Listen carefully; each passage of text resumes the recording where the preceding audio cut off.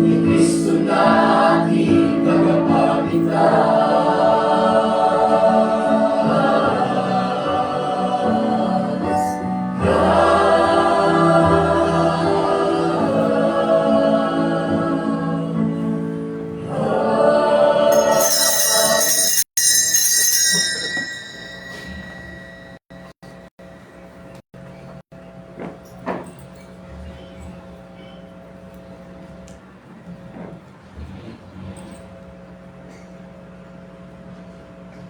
Pambansang awit ng Pilipinas, Lupang Hinirang.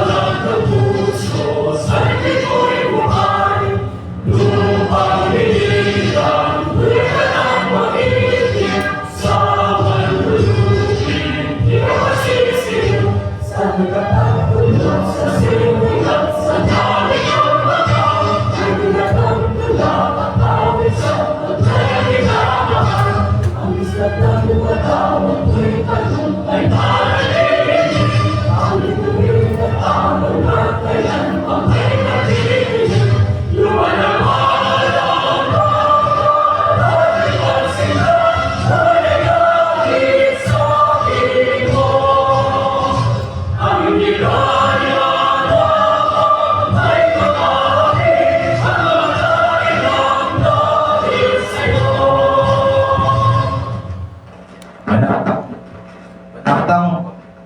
at makadiyos. Banatang makabayan at makadiyos. Iniibig ko ang Pilipinas. Iniibig ko ang Pilipinas. Ito ang aking lupang sinilangan. Ito ang aking lupang sinilangan. Ito ang tahanan ng aking lahi. Ito ang tahanan ng aking lahi. Ako'y kanyang pinukupkop Ako'y kanyang kinukupko at tinutulungan at tinutulungan upang maging malakas, maligaya, at kapaki-pakinabang. Bilang ganti, ay diringgin ko ang payo ng aking mga magulang. At diringgin ko ang gintong aral ni Amang Iskopus na siyang lumikha nitong langit at lupa. Tutok din ko ang batas pang kalangitan at batas pang kalupaan. Tutuparin ko ang aking tungkulin bilang isang mabuting mamamayan, makabayan, at masunurin sa batas. Paglilingkuran ko ang aking bayan ng walang pag-iimbot at ng buong katapatan. Sisikapin kong maging isang tunay na Pilipino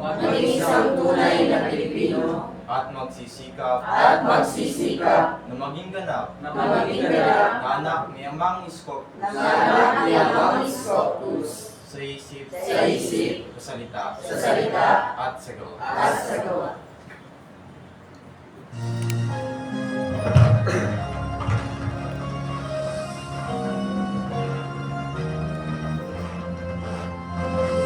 Ako ay Pilipino, ang mundo''y maharlika. Likha sa aking puso, ang likhain kay ganda. Sa Pilipinas na aking bayan, langgay ng perlas ng silamanan. Waring at himor ang kayamanan ng may kapal. Ika'y sa aking talino, sa mabuti ng daan. Sa aking katutubo, ang maging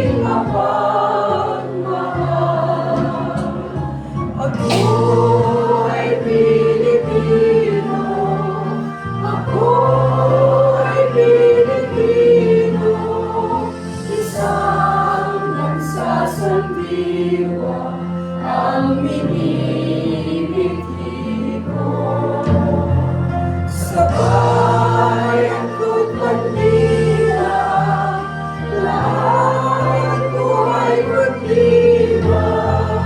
Ako'y Pilipino, Pilipinong totoo. Ako'y Pilipino, ako'y Pilipino, taas loob kahit kanino, ang Pilipino ay ako.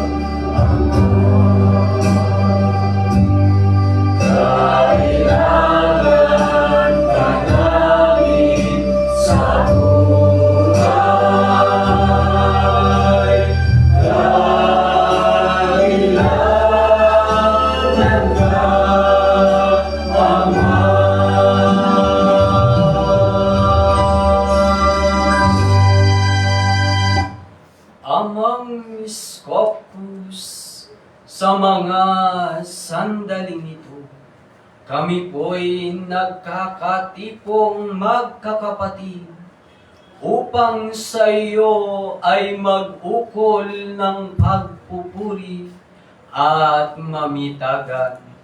Tuloy pasalamatan sa mga pagpapalang kaloob mo sa amin. Gabay at pamamatnubay na dulot ng iyong pag-ibig at pagmamahal sa aming mga anak mo na iyong kinalugdan at hinihirang. Ang aming awit ng pagpupuri naway magsilbing insenso at kamanyan na pansoob sa iyong kadakilaan na sa iyo po ngayoy aming iniaalay. Amen.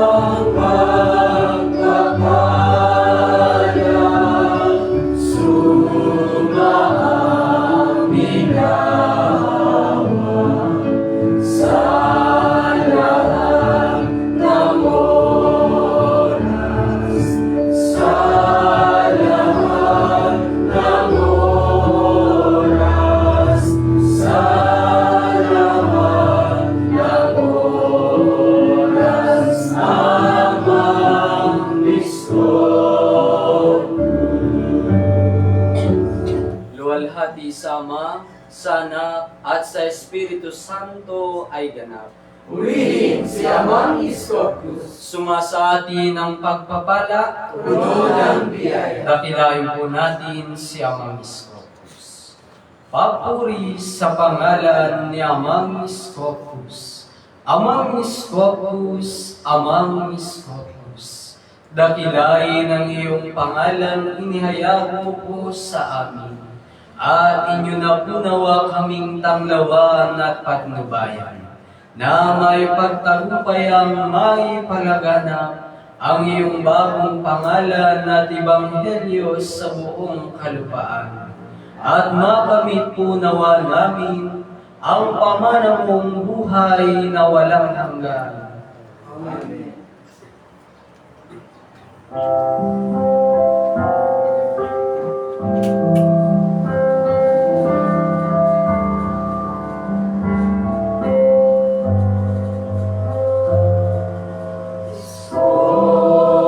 Diyos ang aming Diyos, na lagi kong anak-anak.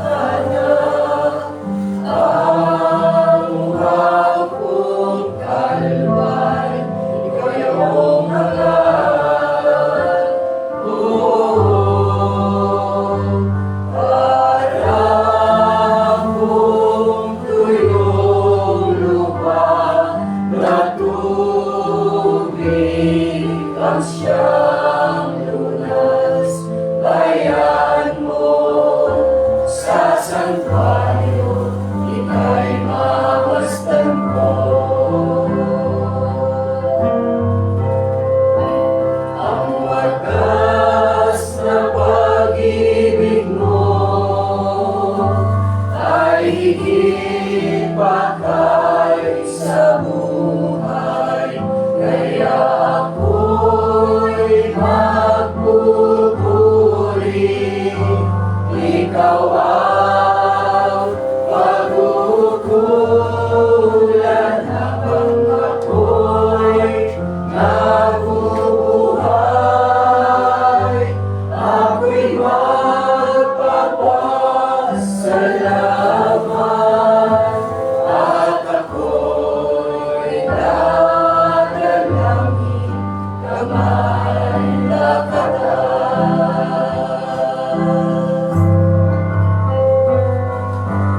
may galak na umami, papuri, inalay, laman ba ng isip at ngunit ako?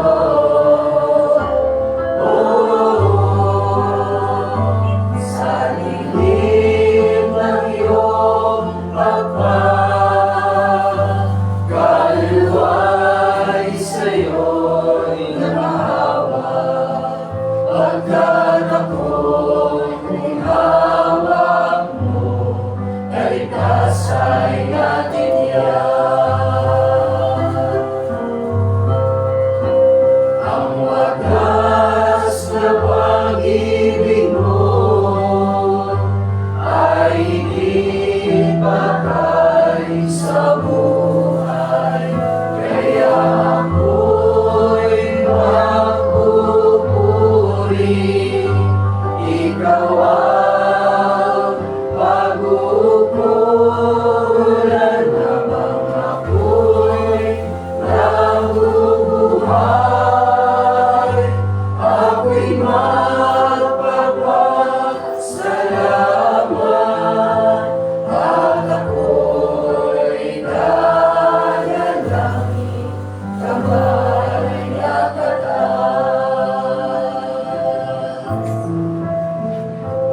at ako'y dadalangin kamay na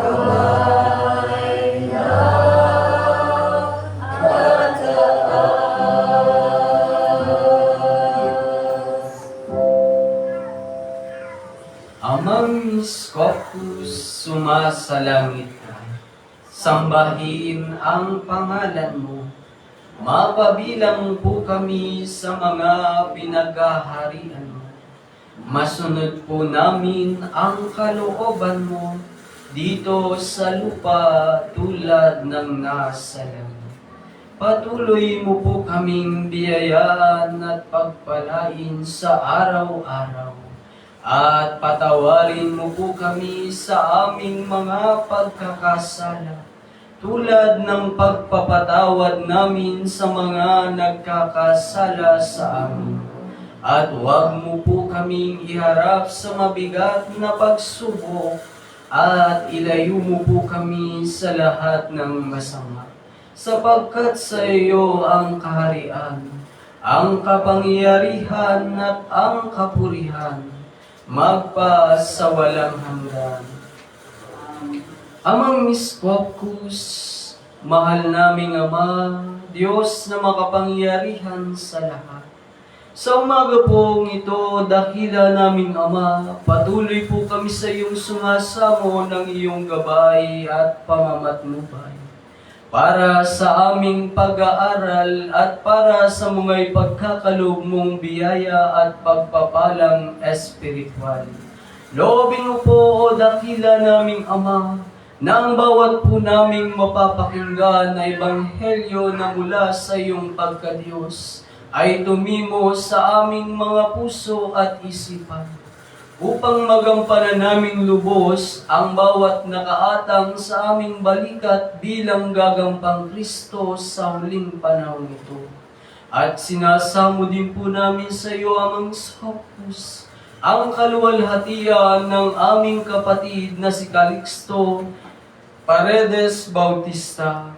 Loobin mo po, dakila naming Ama, na ang kaluwalhatian ay pagkaloob sa aming kapatid. Ano man po ang mga naging pagkakasala nang siya'y nabubuhay, patawarin mo po, o dakila naming Ama. Ito po ang samot dalangin namin sa iyong pagkadiyos, Amang Miskopkus, sa pamamagitan ni Kristo Jesus na aming Panginoon at tanging tagapagligtas. At sa kapurihan at kadakilaan ng iyong bago at banal na pangalan, sa Espiritu at sa katotohanan, Iskopkus kalinis-linisan ngayon at magpa sa walang hanggan. Amen.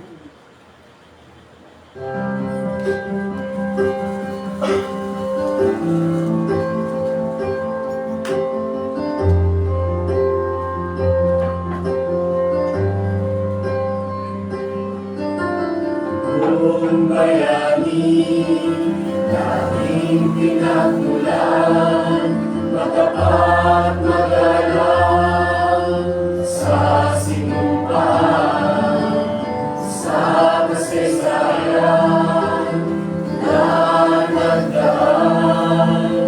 Di malilimutan, inapinilos na muling umangon. Kabaeng hinama, pinagsan ng damay, pinangaral ng may kapal, tinuruan, magpanawan, habang plano ng Diyos, lahing api-apian, santa ng Diyos, nagpapagaling sa puso sugatan.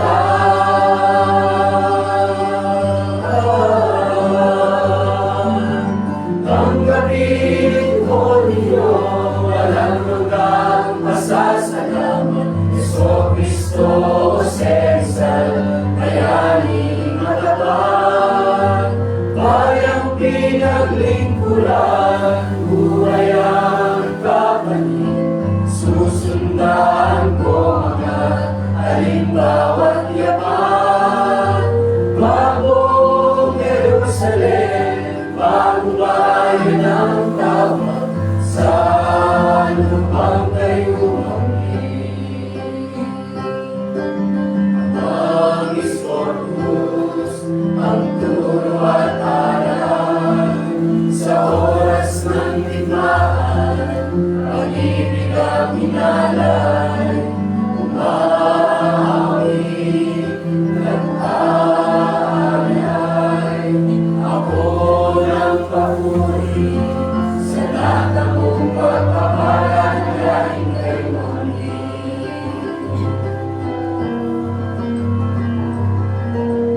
Tanggapin po ninyo, walang hanggang masasalamang Yeso Cristo sa bayani matapat. Bayang pinaglingkuran, buhay ang kapalit.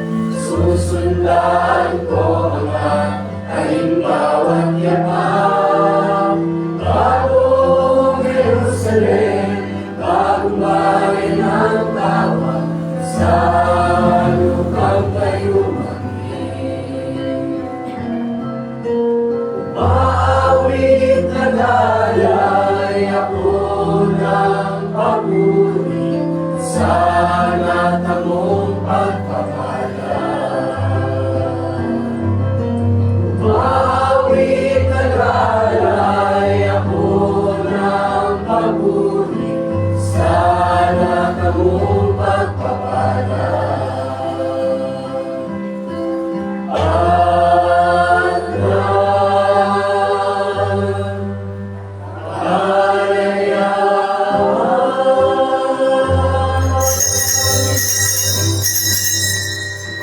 Kapayapaan at kabanalan ay sumasa atin sa umagang ito, mga minamahal na kapatid.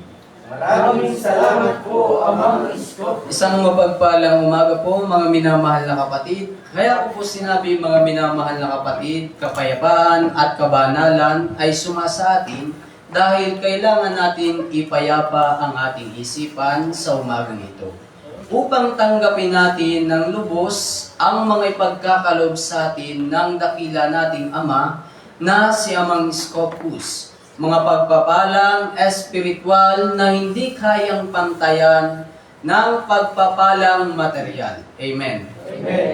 Kaya naman, ipayapa po natin lubos ang ating mga isipan.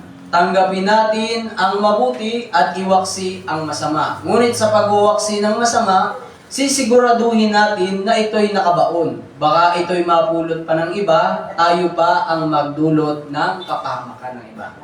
Kaya naman, mga minamahal na kapatid, sa umagang ito, na kung papaanong patuloy tayong pinagkakalooban niya mga Scopus ng mga pagpapala, kaya dapat naman suklian natin kung papaanong tayo'y patuloy niyang minamahal. Ang sukli lamang na inihingi sa atin niya mga Scopus, ito natin ang ating mga pandinig, ang ating mga isipan sa Kanya. At ang ating mga tinig ay ialay natin ng lubos sa Kanya, sapagkat ito ang tungkulin natin bilang tayo ang gagampang Kristo at ito ang hinahanap ng ating Ama na paghahandog ng ating mga sarili. Kaya naman, ang ebanghelyo po natin, mga minamahal na kapatid, ay magmumula sa aklat ng Mateo, chapter 6, verse 19 to 21. Ang kayamanan sa langit. Huwag kayong mag-impok ng mga kayamanan dito sa lupa. Dito'y may nakapapasok at magnanakaw. Sa halip, impukin ninyo ay mga kayamanan sa langit.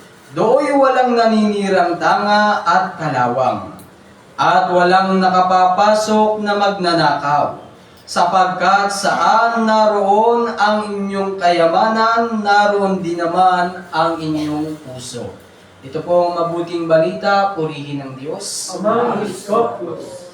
Mga minamahal na kapatid, unang-una na natanggap nating kayamanan ay ang masumpungan natin ang tunay at buhay na Diyos.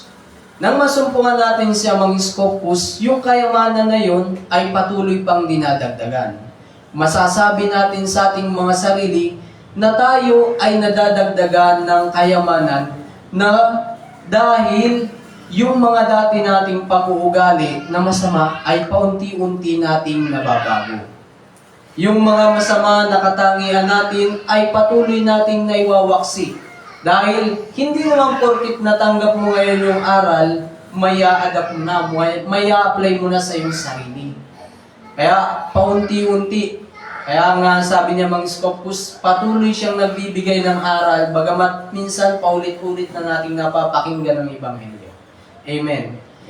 Pero hindi natin maunawaan ng lubos dahil paunti-unti lang yung natututuhan natin. Kaya ang gusto niya mga Scopus, kahit kakaunti, mayroon tayong mababaon sa ating pag-uwi.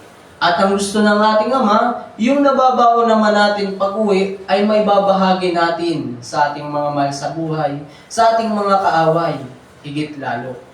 Dahil masasabi mong mayaman ka na sa langit kung kaya mong magpatawad ng lubos ng hindi nabibigatan. Tayong mga, kahit nga tayong nakayamang Scopus na, mahirap pa, di ba mga minamahal na kapatid? Aminin natin sa ating mga sarili, mahirap magbigay ng ganap na kapatawaran.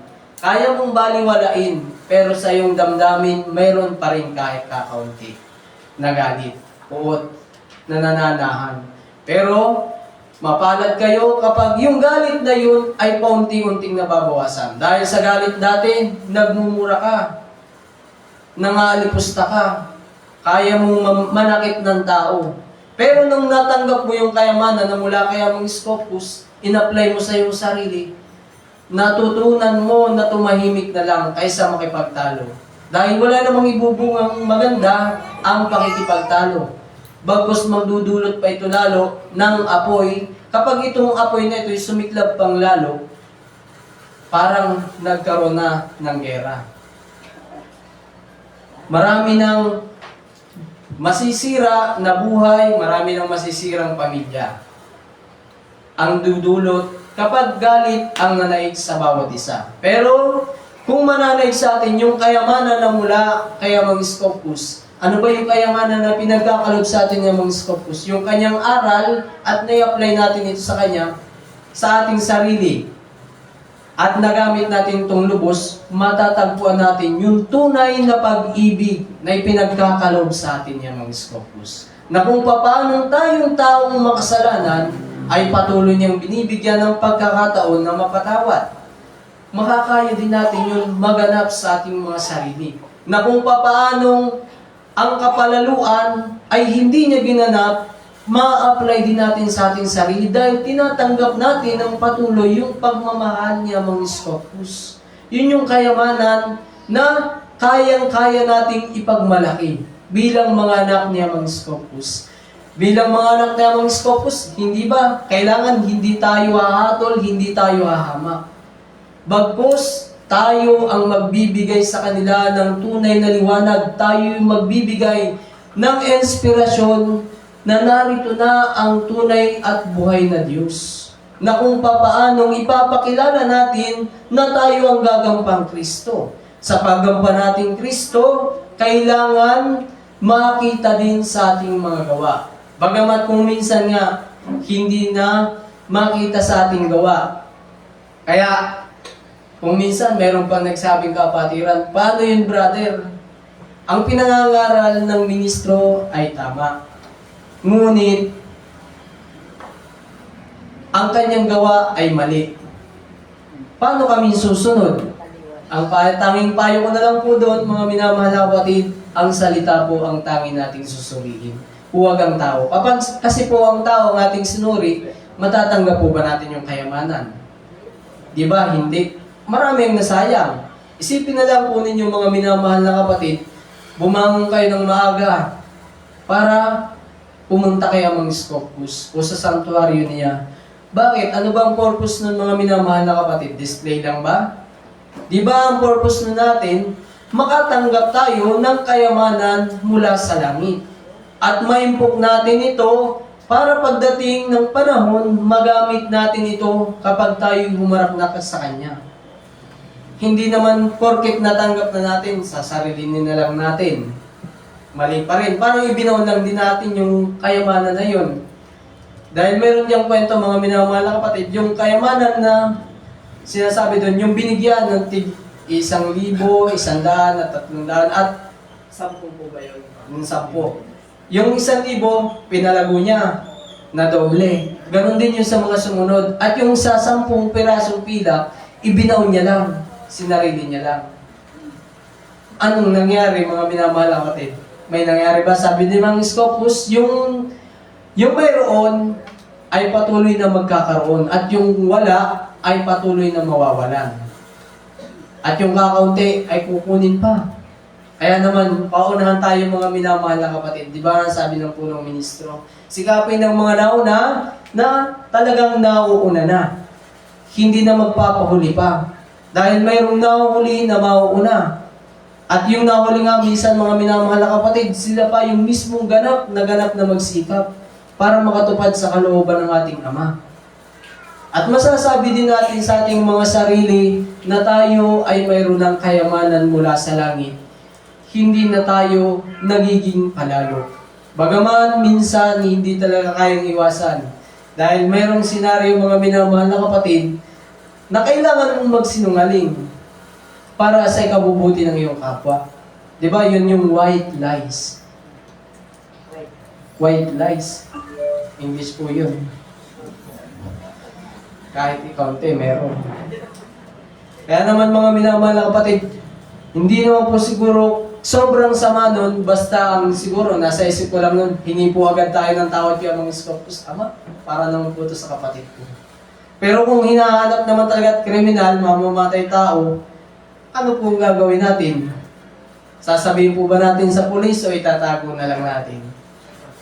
Sasabihin po sa pulis. Kasi yun po yung dapat nating gawin. Pero kung alam naman natin na napagbintangan lang, siguro mas mabuti na lang, manahimik na lang tayo.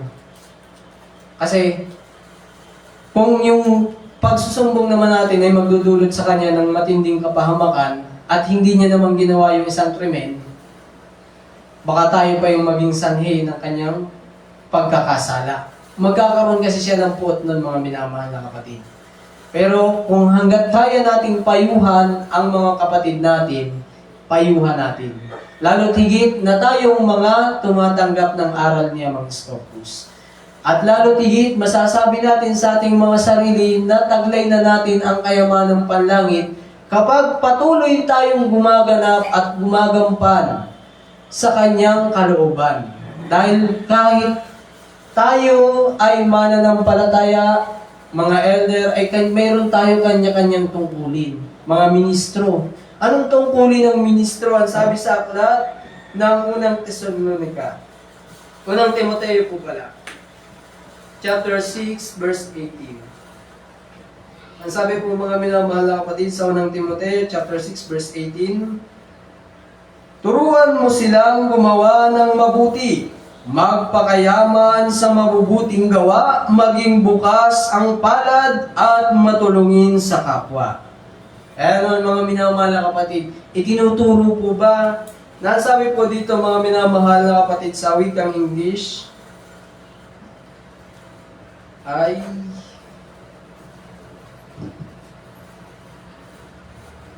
sa aklat ng 1 Timothy chapter 6 verse 18. Command them to do good, to be rich in good works, to be generous and ready to share with others. Yun po ang sinasabi dun mga minamahal na kapatid. Tinuturuan po ba tayo mga minamahal na kapatid ng mga lingkod ng Diyos o ng mga saserdote? Pero sa pagtuturo po ngayon ng mga lingkod ng Diyos o ng mga saserdote, kasama po kami sa mga tinuturuan. Hindi lamang po kayo. Dahil kung minsan yung ipinapangaral din po namin ay hindi pa naman po namin lubos na nagagampanan. Ito po ay paunti-unti din po namin ginagampanan. Kung papaano ang paggampan ng mga ministro na pagtuturo ng ganito, ng pagtuturo ng kabutihan, ay kailangan din natin ituro sa mga kapatid na nasa labas. Dahil tayo gagampang Kristo mga minamahal na kapatid, ang Kristo ba ay nagpahayag ng salita ng Diyos? Di ba siyang nagpalaganap? Bilang kung tinatanggap ng Kristo ka, kailangan mong magtiis. Magtitiis ka dahil kahit mainit, papahayag mo ang salita ng Diyos. Sa mga misyon, mga minamahal na kapatid. Maghahanap ka ng may misyonan, tatawag ka ng ministro. Isa na yung paglilingkod sa Diyos. Isa yung paggawa ng kabutihan. Lalo tigit, pagbibigay ng tulong sa mga kapatid. Dapat kasi ang unang-unang tinutulungan natin ay mga kapatid sa kongregasyon bago ang sa labas. Dahil makikita natin mga minamahal na kapatid, sino ba ang tunay na magtutulungan? Ang magkakapatid lamang, di ba? Dahil hindi naman tayo tutulungan ng nasa labas. Amen. Alangan tulungan tayo ng Iglesia ni Manalo. Alangan tulungan tayo ng Katoliko. Tayo lang din naman mga minamahal na kapatid ang siyang magtutulungan. Amin natin nga mga minamahal na kapatid ang kayamanan ng sanlibutan ito kung wala naman tayong Diyos. Na sinasabi pa mga minamahal na kapatid sa aklat ng Awit, chapter 49, verse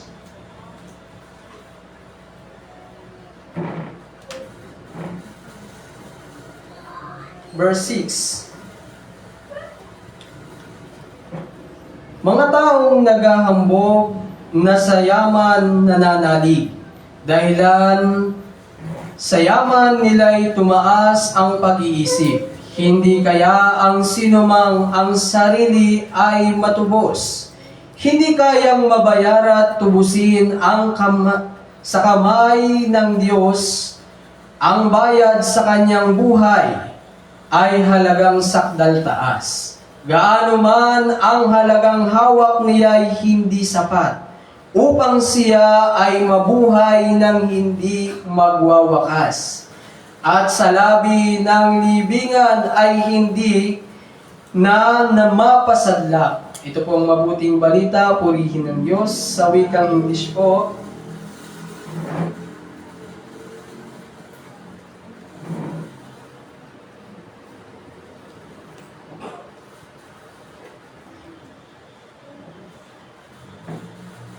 chapter 49, verse 6.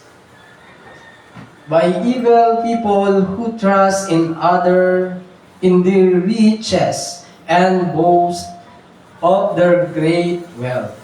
We can never redeem ourselves. We cannot pay God the price for our lives, because the payment for a human life is too great. What we could pay would never be enough to keep us from the grave, to let us live forever. Hindi po natin kayang bayaran ng salapi ang ating buhay kapag dumating na. Pero kayang tubusin ng salita ng Diyos ang ating buhay sa kamatayan. Hindi ba mga minamahal na kapatid, bago natin matagpuan si Amang Scopus, tayo'y itinuring na patay ng Diyos. Pero nang dahil sa kanyang salita at pagtanggap natin sa kanyang bagong pangalan, ito'y unti-unting nagkakaroon ng buhay. Masasabi po ba natin mga minamahal na kapatid, tayo'y ganap ng buhay na? Masasabi po kaya natin sa ating mga sarili, buhay na ako, nakatutupad na ako sa lahat ng kautusan ng ating Ama. Nagsusumikap pa rin po tayong pare-parehas. Masasabi po kaya natin sa ating mga sarili na marami na akong naimpok na kayamanan. Ang tanong, yung marami bang iyon nagagamit na? Baka mamaya itinatago mo lang. Kasi yung sa isip mo, pagdating sa Ama, ito'y ibabayad ko sa aking silid. Paano pang itong mas lalong rarami kung hindi natin ipinamamahagi? Gaya na lamang mga minamahal na kapatid, may isang kwento dyan na isang lalaki na palagi siyang nagtatrabaho. Buong buhay niya ay inukol niya sa pagtatrabaho, sa construction. At sa pagkakonstruction niya, tanging ang sinusweldo niya, lahat ng sinusweldo niya ay ibinibigay niya sa kanyang ina, mahal na ina, na may sakit. Nagtitira lamang na siya ng sapat sa kanyang sarili para may makain. Pinagkakalob niya hanggang sa lumipas ang 2 taon. Bumalik siya sa kanila. Akad sa pag-aakala niya na marami na nang naipon ang kanyang ina. Dahil ang buong buwan na sahod niya ay pinagkakalob niya sa loob ng 2 taon. Pero ito naman si ina, ang ginagawa ng ina, kumukuha lang din siya ng sapat. At ipinamamahagi niya naman sa mga kapitbahay niya na dukha, mga kabataan, na naghahanap ng kalinga ng isang magulang. Bumalik siya sa kanyang ina. Sabi niya sa kanyang ina, "Inay, nasa na po yung mga kayamanan o yung pinaghahanap buhayan natin. Ginawa ko po yun, inay, para hindi na tayo maghirap ng mahabang panahon. Ang sabi ng ina, anak, ito'y ibinigay ko sa Diyos. Sabi ng anak, inay, kapag ba ito'y kinuha kong muli sa Diyos, ibabalik niya ba ito sa akin? Ang sabi ng ina, oo naman anak. Kapag natagpuan mo ang Diyos, ibabalik niya ito ng doble at siksik, diglig, umaapaw. Sabi ng anak, inay, hahanapin ko ang Diyos upang mabawi ko ang kayamanan na nararapat sa atin. Hanggang sa napag-isipan ng binata na maglakbay, napadpad siya sa kabundukan. Inabot siya ng gabi at doon siya nagpahinga. Hanggang sa kinaumagahan, natagpuan niya si kabayo.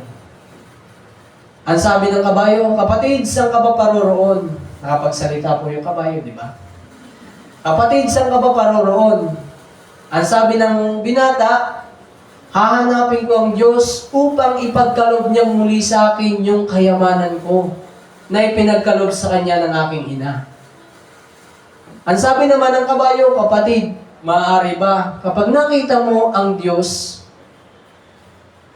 ay tanungin mo kung bakit ako'y mahina at parang laging takot. Ang sabi ng lalaki sa kabayo, sige kapatid, sige. Hindi po pala yung kapatid niya eh. Sige, sasabihin ko sa Diyos kapag aking nakita. At umabot na naman ang kanyang paglalakbay at inabot siya ng gabi hanggang sa natulog siya sa may ilalim ng puno. At inabot ng umaga, pag kinaumagahan, nagulat siya, nagsalita yung puno. Ang sabi sa kanya ng puno, saan ka paroroon kapatid? Ang sabi niya sa puno, paroroon ako, hahanapin ko ang Diyos upang ibalik niya sa akin ang kayamanan. Ang sabi naman ng puno, tanungin, pwede bang itanong mo din sa Diyos kapag iyong natagpuan ng Diyos?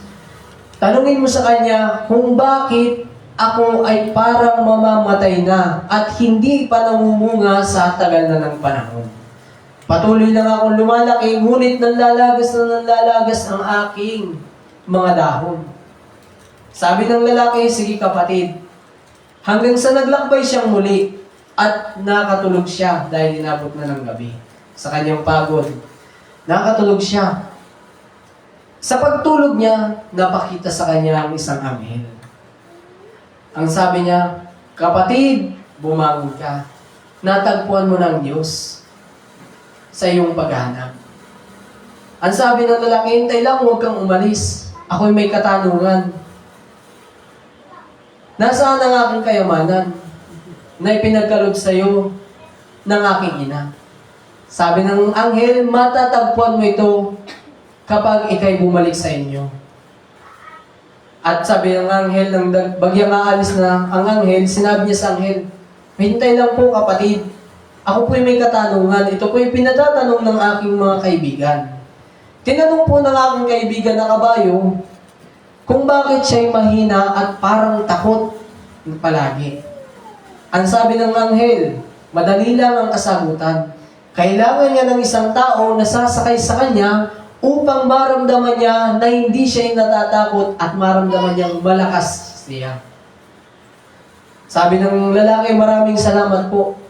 At isa pa pong katanungan mula sa aking kaibigan na si Puno. Ang tanong po ng aking kaibigan na si Puno, bakit po siya'y parang malalanta na at parang mamamatay na at nanlalagas ang kanyang daon at hindi siya namumunga sa tagal ng panahon? Ang sagot ng anghel, sapagkat may nakabaon na kayamanan sa kanyang ilalim, sa ilalim ng kanyang ugat. Kailangan itong hukayin ng tao upang mamunga siya ng siksik, liglig at umaapaw, at mabuhay siya ng mahaba pang panahon. Hanggang sinabot siya ng umaga, nagising siya. Dali-dali siya nagtungo. Una niyang nakasalubong sa kanyang paglalakbay ay si kabayo.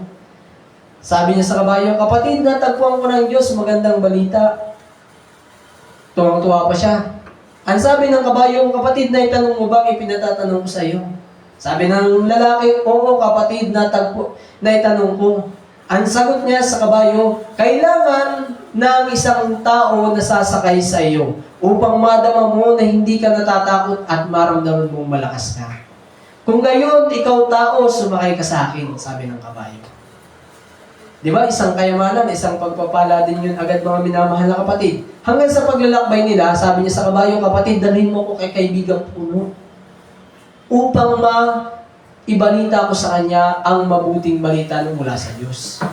Ang sabi niya sa puno, kaibigang puno, nakausap ko na ang Diyos. Ipinasasabi niya sa iyo, mayroong kayamanan sa ilalim ng iyong ugat at kailangan itong hukayin ng tao. Ang sagot ng puno, kung gayon, ikaw tao, hukayin mo. At sa iyo na ang kayamanan. Hanggang sa hinukay nga ng tao at natagpuan niya ang isang baol ng kayamanan. At kinuha niya ito at umuwi siya sa kanila. Kumuha din siya ng sapat at ipinamahagi niya din ang natanggap niyang kayamanan. Anong ibig sabihin ng mga minamahal na kapatid? Na yung itinanim ng kanyang magulang na kayamanan ay nagbunga din ng kayamanan. Na kung paano kailangan tayo, kung aral din naman mga minamahal kay kabayo, kailangan talaga ng bawat isa sa atin mayroong kaagapay. Kaya nga, marami tayong magkakapatid na kailangan nagtutulong-tulungan upang yung kahinaan ng isa ay mapalakas natin. Amen. Dahil yun ang katotohanan sa atin. Isipin na lamang ninyo mga minamahal na kapatid, ang isang tingting. Walang kalakas-lakas. Pero pag pinagsama-sama, marami ang nagagawa, marami ang nalilinis, at malakas ang pakiramdam. At yung aral kay puno, mga minamahal na kapatid. Mayroon po bang aral kay puno? Dahil itinanim lang yung kayamanan, hindi bumubunga. Amen. Kapag itinanim mo lang talaga yung kayamanan sa iyo, hindi magbubunga. Dahil ang bunga natin, yung maaakay natin mga minamahal na kapatid. Masasabi natin sa ating mga sarili na tanggap na natin ang kayamanan mula kay Amang Scopus, kaya nating ipamahagi. Kayamanan mang panlupa, kayamanan pang espiritual. Ngunit higit lagi nating iisipin ang ipamamahagi natin ay kayamanang pang langit. Dahil yun ang tungkulin ng bawat isa sa atin.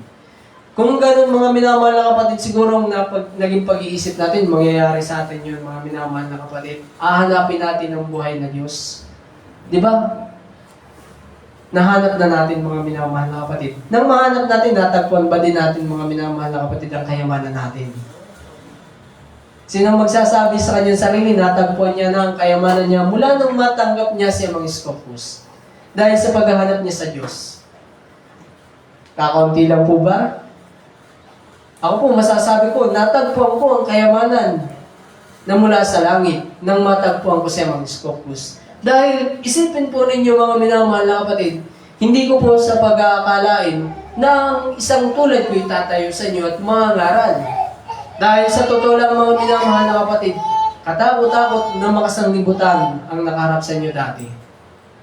Na kung paano pinakikisamahan ko dati ay masasamang tao. Ginagawa ko dati yung pagpapakasama na akala ko ay masarap. Sa totoo nga, masarap talaga yun eh. Para sa laman. Di ba mga minamahal na kapatid, sa mga taong makasanlibutan, masarap ang makipag-inuman ng walang humpay. Masarap ang manigarilyo ng walang humpay. Masarap ang makisama sa mga barkada, lalo-lalo na sa mga kalokohan. Tayong lahat po ay dumaan sa ganon. Hindi naman po siguro natin may pagkakaila. Di ba? Yung akala mo, hanggang dito ka na lang, pero nung matagpuan mong Diyos, may i-improve ka pa pala. Mayroon ka pa palang ipagbabago. Dahil nga sabi ng Diyos, mas mananaisin ko pang tanggapin ang taong masama kaysa sa mabuti na hindi naman sumusunod sa akin. Kasi ang taong masama, kapag nagbago ito, ay patuloy. Pero ang mabuti, kapag ito ay nagpapakabuti, minsan, natisod lang ng kaunti, babalik sa pagpapakasama. Kaya naman mga minamahal na kapatid, bilang tayo ay tinuturing na niya mga Scopus na mabuti, huwag na nating hayaan na tayo babalik pa sa kinasadlakan natin na putikan.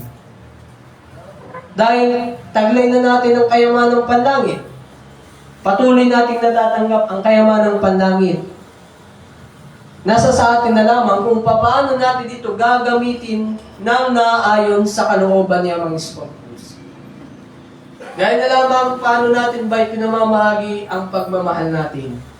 Isipin na lang natin, kunwari sa mga magulang, paano natin na ibibigay ang pagmamahal natin sa ating mga anak. Ganon din siya mga Scopus. Kung paano iniisip natin bilang magulang na bigyan ng pagpapahalaga at mapabuti ang ating mga supling, masigit na iniisip yun sa atin niya mga Scopus. Dahil kung minsan nga, may mali pang desisyon ng magulang. Amen. Pero siya mga Scopus, kailanman hindi nagkamali ng desisyon sa ating buhay. Kung paano itinuturo niya, anak, dito ka tumungo, ito ang tuwid na landasin. Na kung minsan tayong tao na makulit at matigas ang ulo, ay pinipilit doon sa alam nating magaan. Ngunit ang kahantungan naman ay kamatayan. Kasi tayong tao, takot na takot tayo na dumanas ng mga pagsubok. Takot tayo na makaranas ng panlalait. Pero kung aalalahanin po natin mga minamahal na kapatid, bilang tayo ang gagambang Kristo at tayo sa huling panahon ito ay mga anak ng Diyos, makatatanggap tayo ng iba't ibang panlalait at panlulusta. Makatatanggap tayo ng mga pagsubok. Magalak nga tayo, sabi nga sa banal na kasulatan, magalak kayo kapag kayo dumaranas ng pagsubok. Bakit tayo magagalak? Dahil alam natin, anak tayo ng Diyos. Kaya tayo dumaranas ng mga pagsubok. Dahil ang sabi sa aklat ng unang Pedro, chapter 2, verse 21. Ang pagtitiis ng hirap ay bahagi ng pagkahirap sa inyo ng Diyos, sapagkat nang si Kristo ay magtiis ng hirap sa buhay nito. Binigyan niya kayo ng halimbawa na marapatularan. Halimbawa na yung mga minamahal na kapatid bilang tayong gagampang Kristo. At hindi naman tayo mga minamahal na kapatid tinuturuan upang sa buhay na ito lamang. Bagamat nagagamit natin yung aral na ito dito pa lamang sa buhay na ito. Nagagamit na natin yung kayamanan na yun dito pa lamang. Higit pag dumating na tayo sa hantungan natin. Dahil ang sabi ang mga minamahal na kapatid sa aklat ng mangangaral. Chapter 12, verse 1 to 2. Alalahanin mo ang lumikha sa iyo sa panahon ng iyong kabataan, bago dumating ang araw at taon na puno ng kaguluhan. Panahong hindi mo na madama ang tamis ng mabuhay. Alalahanin mo ang Diyos bago mapubli ang sikat ng araw, bago magdilim ang buwan at mga bituin, bago lambungan ng makapal at madilim na ulap, alalahanin mo siya bago humina ang iyong katawan. Bilang mga malalakas pa tayo mga minamahal na kapatid, kailangan alalahanin natin kung paano tayo binibigyan niya mga Scopus ng pagkakataon. Pagkakataon, natanggapin natin ng lubos ang kanyang aral at isapamuhay natin ito bilang gagampang Kristo. Dahil wala sa huli ang pagsisisi. Nasa una lang. Wala sa una ang pagsisisi. Nasa bandang huli. Huwag nating hayaan na nasa huli tayo magsisisi mga minamahal na kapatid. Isipin na lang natin mga minamahal na kapatid, tayo humahantong na siguro sa kalagitnaan ng ating pagsisisi. Huwag na nating hayaan na tayo'y na doon na sa pinakahuli, na hindi na kaya natin makapagsalita, na hindi na natin kayang magpuri sa Diyos, hindi na natin kayang ilahad ang ating mga kamay, at hindi na natin kayang umawit ng awiting papuri sa Diyos. At hindi na marinig ang ating tinig na paghingi ng tawad. Dahil ang pagbibigay ng Diyos ng kapatawaran ay may hangganan din mga minamahal na kapatid. Ang hangganan iyon kapag pantay na ang ating mga paa. Hindi na kayang baluktutin. Hindi na kaya nating maglakad. nakapikit na ang ating mga mata. Hindi na tayo makaluha o makadarama pa ng sakit. Yun yung huli na natin na pagsisisi. At kung dumating yung puntong yan, mga minamahal na kapatid, taglay natin yung kayamanan mula kay Amang Iskopus. Taglay natin sa ating sarili na tayo ay nagpapakabanal gamit ang 11 batas panlinis at 7 handog. Maluwag sa ating puso at isipan na tayo haharap kay Amang Iskopus. Baka taas na pa tayo, Ama, naganap ko, tagumpay ako. Hindi ba mga minamahal na kapatid? Yun ang naman ang goal natin lahat. Kaya natin gusto na tayo'y laging nasa santuario ni Amang Iskopus. Isa lang ang goal natin. Tanggapin yung buhay na walang hanggan. Na hindi na makatitikim ng kamatayan sa anumang uri ng pamamaraan. Di ba? Yun lang naman mga minamahal na kapatid. Ang isa sa ating mga goal. Para matanggap natin yon at makamta natin yung minimithi natin, kailangan natin magsikap. Na kung paano nagsisikap tayo upang matanggap natin yung kayamanang panlupa, mas higit nating pagsikapan na matanggap natin yung katawang panlangit. Kaya nga, marami tayong mga minamahal na kapatid, na magkakapatid, magtutulungan tayo, sama-sama tayo doon sa kaharian ng mga Iskopus magtungo. At tanggapin natin ang katawang panlangit na kanyang ipagkakaloob. Sa palagay ninyo mga minamahal na kapatid, mayroon na ba ang handa na tumanggap ng katawang panlangit? Wala pa. Malapit na po ba? Mahaba pa po yun. Mga 1 segundo po sa kay Amang Iskopus. Pero napakahaba na po ng 1 segundo kay Amang Iskopus, mga minamahal na kapatid. Dahil sabi nga, ang isang araw sa Diyos ay 1,000 taon sa tao. Kaya naman mga minamahal na kapatid, hindi ko na po pakahaba pa ang ating ebanghelyo. Sabi nga ni Apostol Pablo, mas may namin ko pang magsalita sa inyo ng ilang kataga na kayo'y may natutunan. Kaysa napakaraming kataga na wala naman kayong natutunan. Kaya naman, mga minamahal na kapatid, sa pagtanggap ninyo ng ebanghelyo, mayroon kayong napulot at mayroon kayong ipamamahagi sa inyong mga kaaway at mga mahal sa buhay. Ito po ang mabuting balita, purihin ng Diyos. Magsitayo po ang bawat isa. Ilahad po natin ang ating mga kamay para sa ating pananalangin. Amang Iskopus, Amang Iskopus, Amang Iskopus. Mahal naming Ama, Diyos na makapangyarihan sa lahat. Maraming salamat po, o dakila naming Ama, sa lahat ng ipinagkaloob mong pagpapala. Pagpapala na mula sa iyong pagka-Diyos, loobin mo po, dakila naming Ama, na ang bawat po naming natanggap ay tumimo sa aming mga puso at isipan. Manatili po ito upang sa paggampan naming Kristo ay maganap namin ng lubusan. Isinasabot na dalangin din po namin sa iyo, dakila naming Ama, ang dakila naming tagapamahala na iyong hinirang pinili na Pangulo ng aming bansang Pilipinas na si Pangulong Bongbong Marcos Jr. Loobin mo po, dakila naming Ama, na ikaw po ang manguna sa kanyang isipan upang may saayos at may ganap ang bawat mong kalooban para sa iyong pinili at hinirang na bagong Jerusalem. At dinadalangin din po namin sa iyo, dakila naming Ama, ang aming punong tagapamahala na si Reverend Minister Heriberto Canantabing. Pagkalooban mo po ng Amang Iskopus ng sapat na talino, katatagan ng isipan at puso, ng damdamin upang sa pagpapahayag at pagpapalaganap ng iyong mabuting balita at ng iyong bagong pangalan sa buong sanlibutan, ay patuloy siyang nagagalak at hindi nahihiya. Sa Espiritu at sa katotohanan, Iskopus Kalinis Linisan, ngayon at magpa sa walang hanggan. Amen.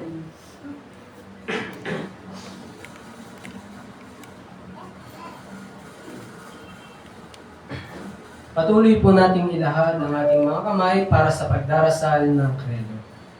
Credo in Jehovah,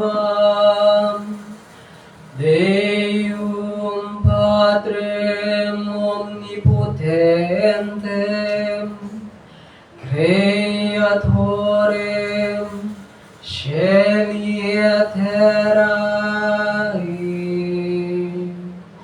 Credo en Jesum Christum,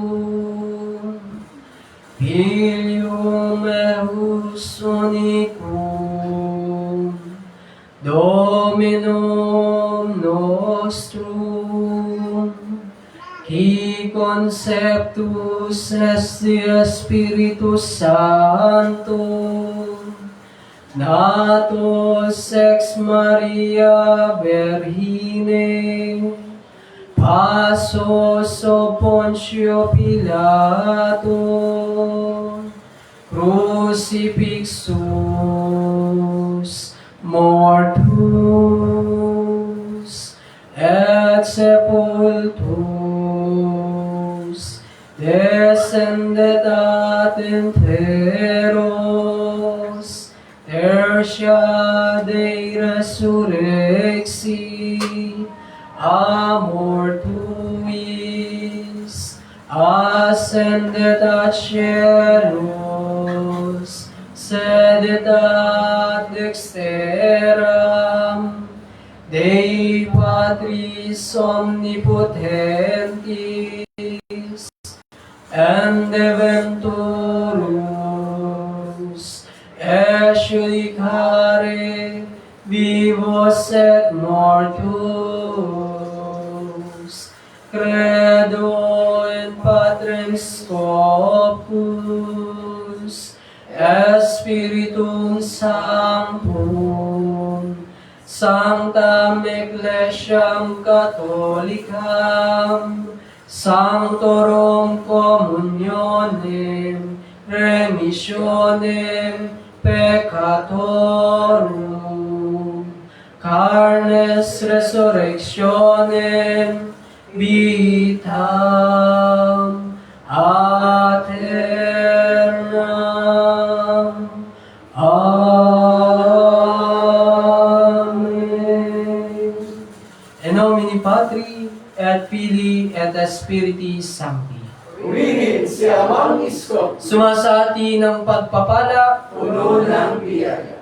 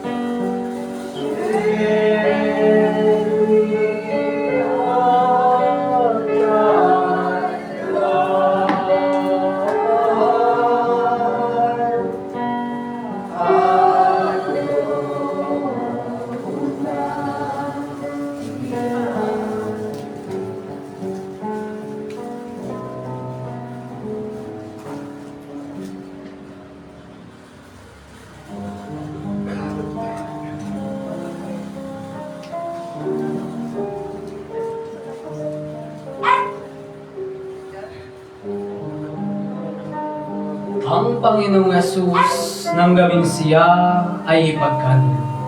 Sa banal na hapag ay dumampot ng tinapay. Nagpasalamat at kanyang pinagpira-pero sa ito at kanyang sinabi, "Ito ang aking katawan na inihahandog ko para sa inyo. Sa tuwing kakain kayo ng tinapay na ito, gawin niyo ito bilang pag-alaala sa akin."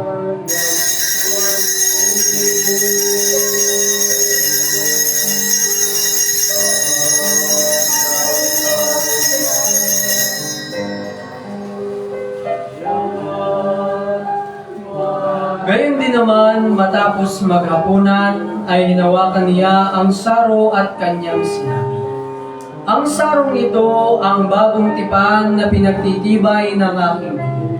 Sa tuwing iinom kayo sa sarong ito, gawin niyo ito bilang pag-alaala sa akin."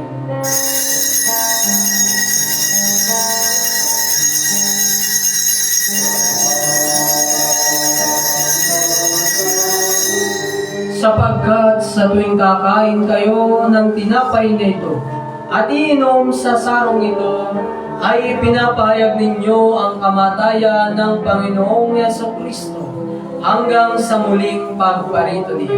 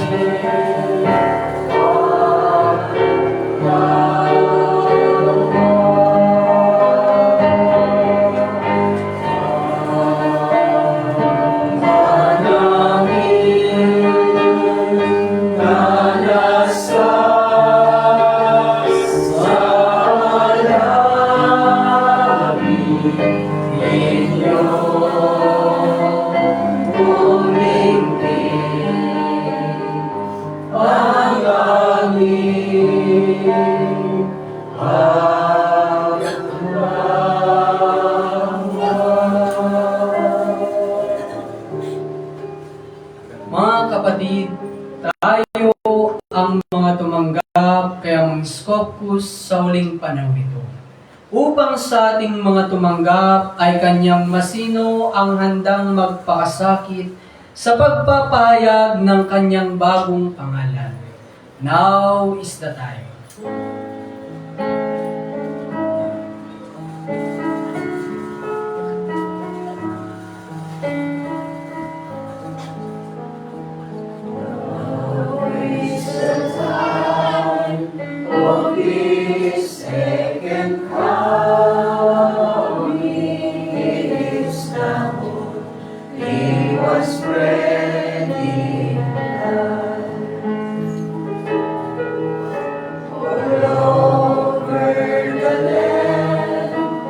Searching his lost children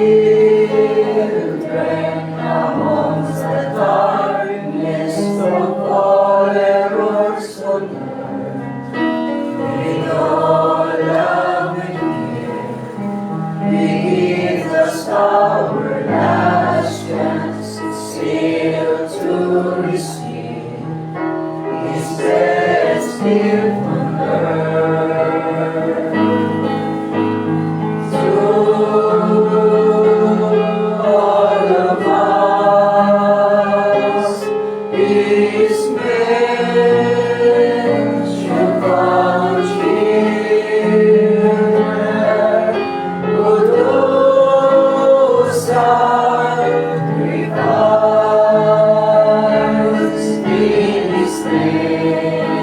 Say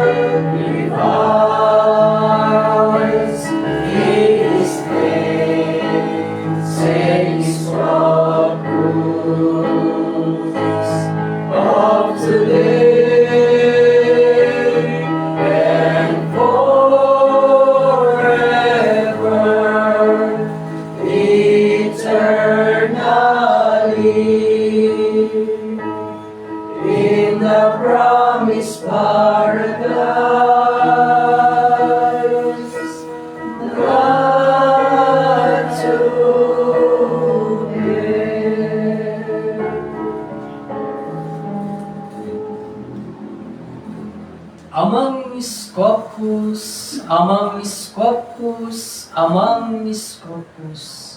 Papuri at pagdakila ay tanging sa'yo lang namin iniaalay. Buhay na Diyos, Amang banal, ng buong sangkatauhan, ng sandaigdigan at ng sangtinakpan. Pinasasalamatan po namin ang wagas mong pag-ibig, na patuloy na sa amin ay iyong ibinibigay.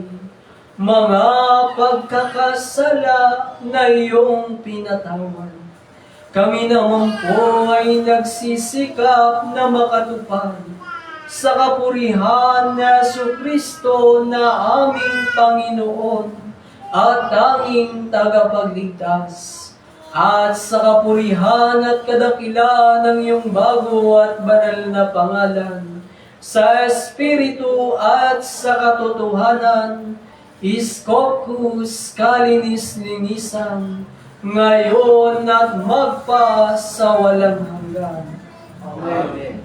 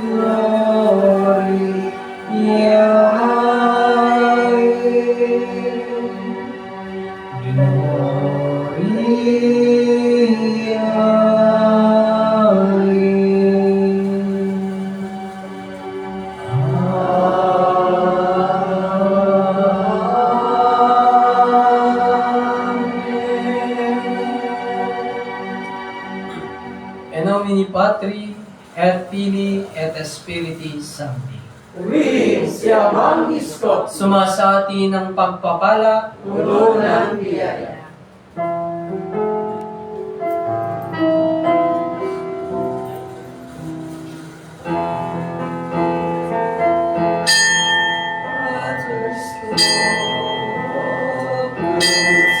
Adveniat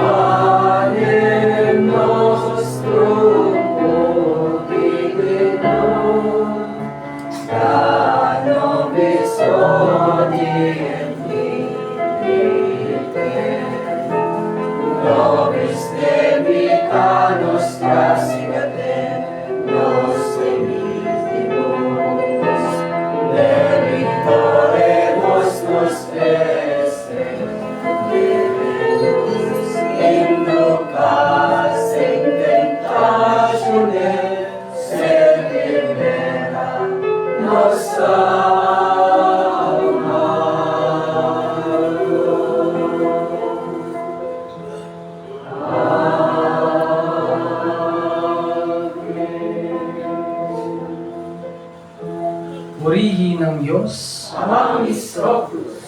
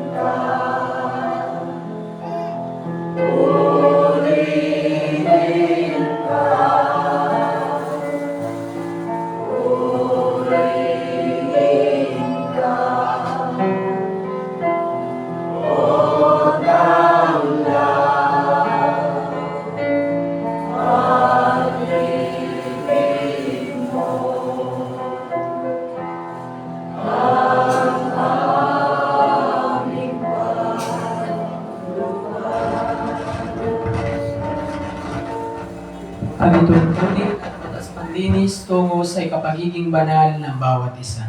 Alisin ang kapalaluan, alisin ang kataasan, alisin ang kaharutan, alisin ang kararutan, alisin ang init ng ulo, alisin ang init sa kapwa-tao, manatiling maamo, huwag tulan ng kapwa-tao, huwag amaki ng kapwa-tao, huwag gawin sa iyong kapwa ang di mo nais gawin sa iyo, patawarin ang sa iyo ay nagkasala. Ang pitong espiritu ng Diyos na handog niya mga Skopkus sa tao. Unawa, talino, pag-ibig, pagtitiis, takot sa Diyos, pangangaral, pananampalataya. Ang kahulugan ng mga letrang JHS. Jehovah Jesus Iskopus. Ang kahulugan ng bago at banal na pangalan sa bawat titik at sa kabuuan. Sodonai, Keria, Omnipotente, Patri, Pisay, Udea, Sodom. Ako ang Diyos, kagalang-galang, kataas-taasan, Ama sa pasimula hanggang wakas. Iskopus, kalinis-linisan.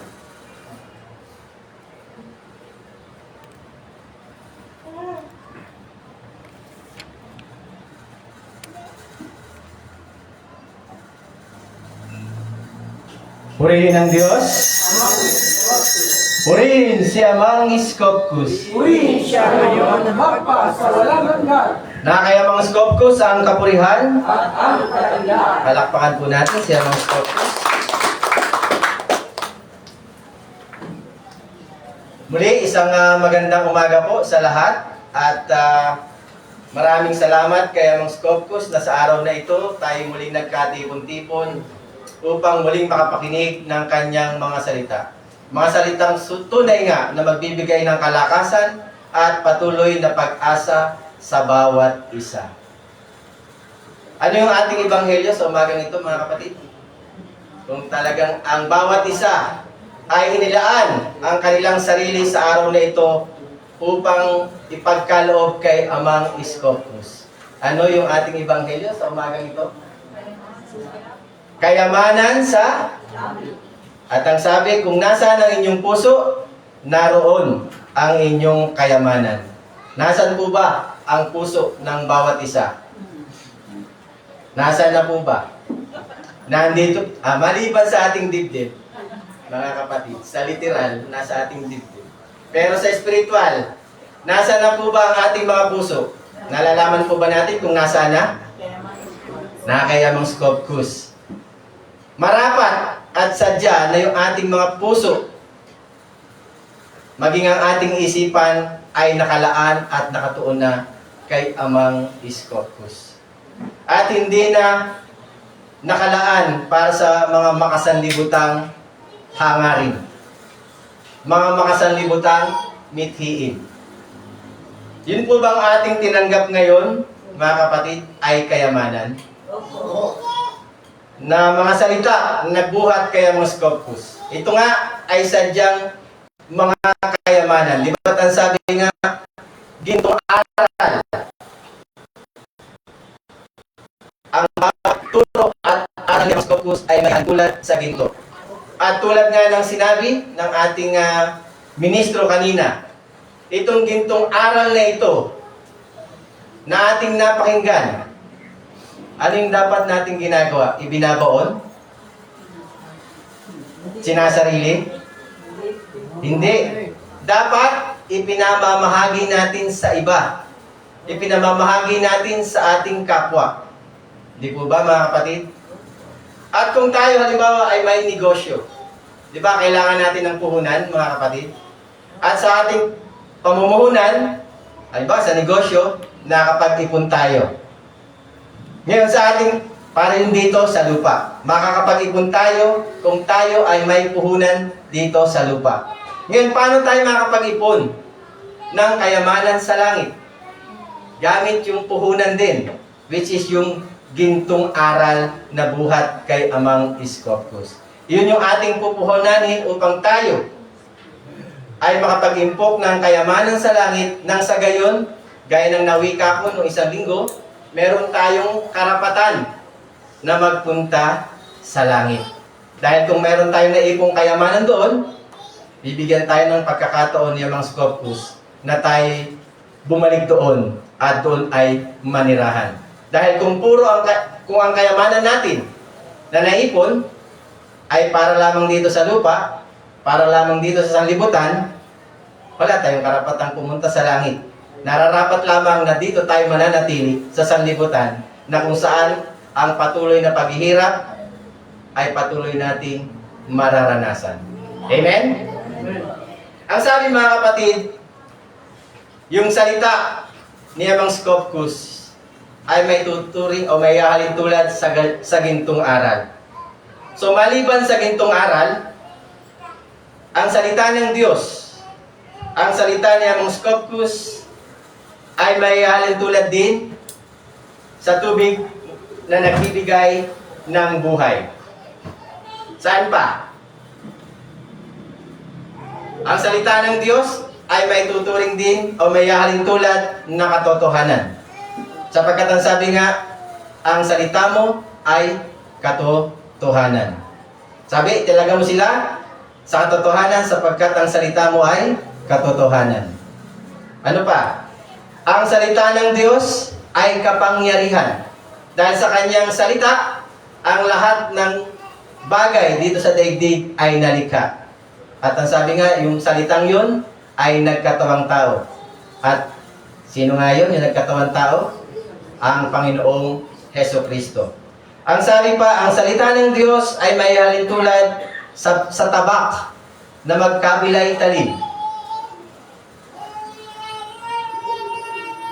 The Word of God can be characterized as a sword with two blades or both blades.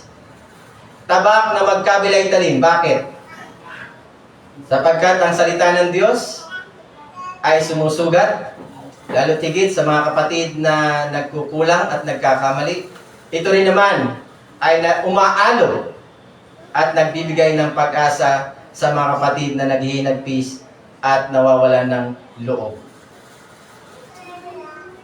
Ang salita rin ng Diyos ay baluti at helmet na kung taglay natin, kung taglay ng bawat isa, ito'y magiging pananggalang sa bawat pagsubok na kakaharapin o kinakaharap ng bawat isa habang nasa daigdig pang ito. At ang sabi pa rin, ang salita ng Diyos ay inihahalin tulad sa Espiritu. Sapagkat ang Espiritu ay salita. Ngayon yung mga pangangaral, mga mensahe ng bawat ministro ng maging mga kasangkapan, ang sabi dapat nating sinusuri. Yung salita ang sinusuri, hindi yung tao. Sapagkat ang sabi nga, bagamat kami nagsasalita, nangangaral, kami kasama sa mga pinapangaralan din ni Amang Scopus. Sapagkat ganito nga ang sabi. Sa unang sulat ni Juan,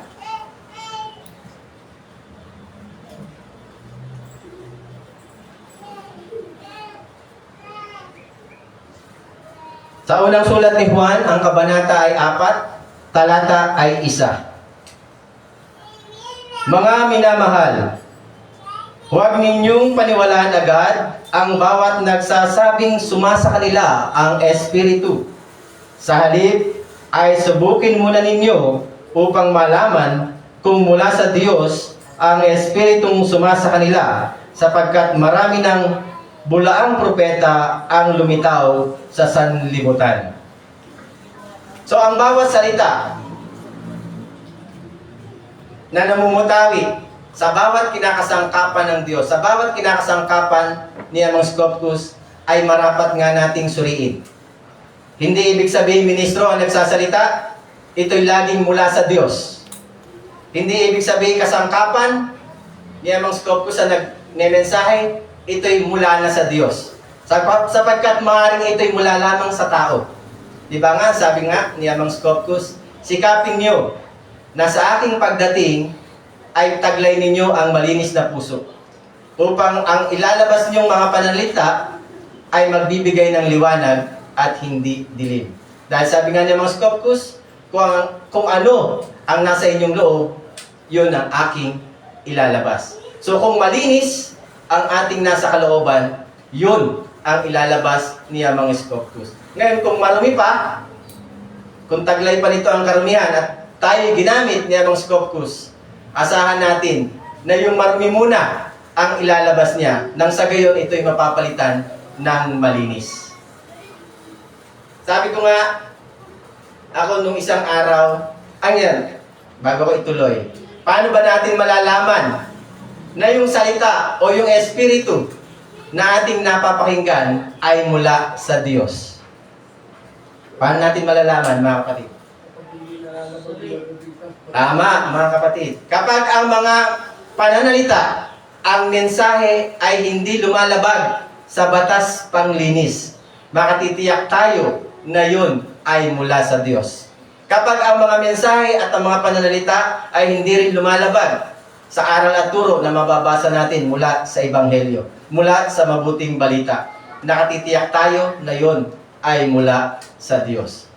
Kami mga ministro, gaya nga ng sabi ni Minister Junsel, may mga pagkakataon na kami nangangaral, huwag nyo itong gawin dahil hindi yan kalooban niya mga Scopus, ngunit maaari niyong makita sa amin. Halimbawa, sinasabi ko huwag kayong magdamot dahil ang gusto niya mga Scopus maging mapagbigay at ang sabi doon sa ating batas panlinis, alisin ang karamutan. Pero nakita niyo ako na nagdamot, may nahingi sa akin na isang pulubi, tapos hindi ko binigyan. Anong sasabihin niyo? Si minister nga, hindi nagbibigay eh. Ako pa ba na simpleng mananampalataya? So wag nawa na mangyari sa bawat isa na yung pangaral na mabuti ay hindi natin isasagawa dahil nakikita natin yung ating kapwa na hindi ito ginagawa. Dahil ang sabi nga, ang taong nakakalam ng mabuti, ngunit hindi ito ginagawa, ay nagkakasala. Ngayon napakinggan na natin kung ano yung mabuti. Kung nakikita man natin gumagawa ng mali yung ating kapwa, ay wag natin itong maging halimbawa. Bagkus ang patuloy nating maging halimbawa ay ang halimbawang ibinigay ng Panginoong Hesukristo. Diba? Sabi nga, ang pagtitiis ng hirap ay bahagi ng pagkahirang sa atin ng Diyos. Sapagkat nang si Kristo ay magtiis para sa atin, binigyan niya tayo ng halimbawa na marapat tularan. So, sino yung dapat na halimbawang ating tutularan? Si Kristo Jesus, ang ating Panginoon. Siya lang dapat yung ating tularan at maging ganap na halimbawa. Alam ko, taglay pa rin ang bawat isa sa kabila ng pagsisikap, nandun pa rin yung ating makasanlibutang kasalan. Sapagkat hindi naman sadyang kagad-agad biglang mawawala. Unti-unti nga, sa patuloy na paggabay ni Mas Scopus, nandun yung ating patuloy na pagsisikap na magbago. Sabi ko nga nung isang araw, kasi hindi ko alam kung naikwento ko na sa inyo. Ako kasi nung ako ay, wala pa kaya Mas Scopus. Talagang ugali ko noon, kapag yung may nanakit sa akin, gaganti ako. O kaya pag may nananakit sa mahal ko, gumaganti ako. Di ba sabi doon, patawarin ang sayo ay nagkasala. Tama ang sabi ni Minister Junsel. Yung salitang yun, madaling banggitin. Madaling wikain. Pero sadyang pagsubok, mahirap gawin. Lalo tigit kung matigas ang ating ulo. Pero kung tayo ay susunod sa kung ano ang utos ni Ama, yun yung ating susundin. So, mabalik ako doon sa aking kwento, nung ako ay wala pa kayo mga Scopus, yun nga, ayaw ko na ako ay malalamangan, masasaktan nang hindi gumaganti. Sino ba yung ganun pa ngayon? Wala na? Wala na? Yung pag nasasaktan, si Ama nang bahala sa'yo. Wala na? Wala na gano'n. Gano'n na ba lahat ngayon? Maraming salamat kayo mga Scopus. Kung gano'n na ang lahat ng kanyang mga anak at tunay nga na natagpuan na yung liwanag. Ngayon, sabi ko nga, dati gano'n ako. Pero may mga pagkakataon na bumabalik yung ganong pag-uugali sa akin. Lalo na pag may nakikita ako na kapatid na parang naagrabyado, yung kumbaga parang nalalamangan. Dahil sabi ko nga doon sa, nung wala pa kaya mga Scoptus, ang payo ko doon sa aking mga pamangkin, pagka merong nanakit sa inyo, banatan nyo agad. Tingnan mo kung sasaktan pa kayo. Naalala ko yung anak apo pala, ni Elder Luisa, si Yuan. Sabi ko, bakit kaya lagi na lang si Yuan ay nasasaktan? Tapos yung kumbaga laging sinasaktan ng kanyang mga kaklase. Lagi na lang siyang binubuli. Sabi ko, pag ito pinayuhan ko, sasabihin ko sa kanya, minsan nga, banatan mo ng isang bigla yung iyong kaklase. Tingnan ko kung ibuli pa yan. Ngayon, pag ganun yung aking iwinika, bilang ministro, malalaman nyo bang yun ay salitang mula sa Diyos? O hindi? Di ba hindi? Kasi ang turo nga doon, patawarin ang sa'yo nagkasala. Tapos biglang manggagaling sa akin, banatan mo para hindi ka na galawin, hindi ka na kantiin sa susunod. Kasi ganun nga yung naging naging ganun yung aking pag-ugali before. Na talagang hindi ako papayag. At saka siguro kaya nga Abel, yung binigay sa aking pangalan, ni Among Scopus, ibinigay na gabay sa akin ni Among Scopus dahil siguro nakita niya rin yung aking kalooban. Ano ba yung kalooban ni Abel? Ano ba yung sigaw ng dugo ni Abel? Di ba si Abel at si Cain, magkapatid? Tapos nung naghandog sila kay Among Scopus, o kay Jehovah nung panahon na yon, ang mas kinulugdang hain o handog ay yung kay Abel. Sa tingin niyo, bakit mas kinulugdan yung kay Abel? Bagamat parehas naman sila naghandog ng the best nung kanilang mga ginagawa.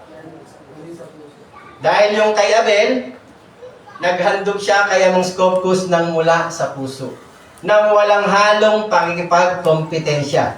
Samantalang kay Cain, may halong pakikipagkompetensya. Hindi kung sana mas magustuhan ito ng Diyos. Sana mas magustuhan ito ni Jehovah. Nung hindi nagustuhan, nung mas pinili ni Jehovah, ni Amang Jehovah, yung handog ni Abel, naugat na yung pagngit-ngit sa puso ni Cain. At dahil nga sa kanyang ngit-ngit, sa kanyang inggit, pinatay niya si Abel. At nung mamatay na si Abel, sabi ng Diyos, sabi ni Among Scopus, sa kabila ng ito ay namatay na, ngunit ang kanyang dugo ay patuloy na sumisigaw. Ano yung sigaw ng dugo ni Abel? Paghihiganti ang sigaw ng dugo ni Abel. Ngunit, nang dumating ang Panginoong Hesus, itinuro niya kung ano nga ba yung dapat na maging ugali o gawi ng mga anak ng Diyos. Ano yung sigaw ng dugo ni Hesus? Pag-ibig at pagpapatawad. So yun. Kapag ang payo o ang mensahe na nagmumula sa ministro, nagmumula sa kasangkapan, sa kahit kaninong anak ng Diyos, pag ang kanyang payo ay hindi lumalabag sa batas panglinis, asahan niyo na yun ay mula sa Diyos. Kaya dapat, kung tayo nga ay nagagawa ng pagkakamali, pagkakasala ng ating kapwa, lagi pagpapatawad yung ating ibibigay. Di ba? May kasabihan nga tayo, pag binato ka ng tinapay, pag binato ka ng bato, batuhin mo ng tinapay. Samahan nyo pa ng palaman na nasa bote. Joke lang mga kapatid. So pag binato ka ng bato, batuhin mo ng tinapay. So ibig sabihin, pag ginawan ka ng masama, kung ano yung mabuti, yun pa rin yung iyong isusukli. Yun pa rin yung iyong gagawin. Sapagkat sabi nga, huwag niyong hayaang daigin ng masama yung mabuting nasa inyo. Bagkus, yung mabuting nasa inyo ang dumaig sa masamang nasa kanila. Purihin ang Diyos. Kahapon nga po mga kapatid ay nagkaroon ng pagpupulong. Muling ginanap ang ika-3 buwan ng pulong at hayaan nyo nga po na ito ay aking iulat sa inyo.